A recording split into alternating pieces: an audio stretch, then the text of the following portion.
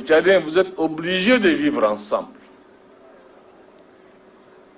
Cette terre vous appartient. À vous tous, à tous les Tchadiens. C'est votre mère et c'est votre père.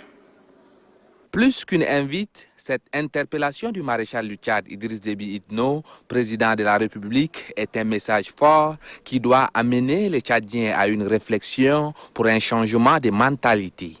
Comment comprendre qu'au moment où le Tchad est résolument engagé sur la voie de son émergence, des pensées, des construits sociaux de notre âge puissent encore avoir droit de citer? Comment comprendre qu'un Tchadien puisse identifier son compatriote non par son adresse personnelle, mais par une référence géographique, religieuse ou communautaire? L'utilisation péjorative des expressions Sara, Kirdi, Doum, nordiste, sudiste, constitue à vrai dire une bombe à retardement et le premier magistrat du Tchad, soucieux de l'unité nationale, ne cesse de dénoncer ce communautarisme. Il suffit de faire un tour sur les réseaux sociaux pour se rendre compte de l'ampleur du repli identitaire caractérisé par la création de groupes exclusifs pour véhiculer des messages de haine et du mépris de l'autre.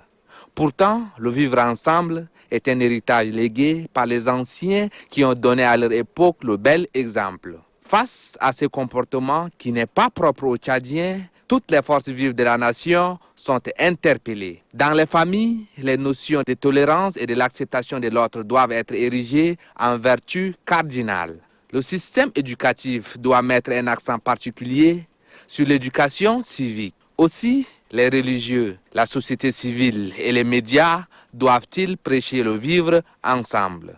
Ceci pour traduire en acte l'exhortation du maréchal du Tchad, Idriss Déby Itno, afin que les Tchadiens s'inspirent bien de l'article 1er de la Constitution du 4 mai 2018. Et je cite, « Le Tchad est une république souveraine, indépendante, laïque, sociale, une et indivisible, fondée sur le principe de la démocratie, le règne de la loi et de la justice. » Fin de citation.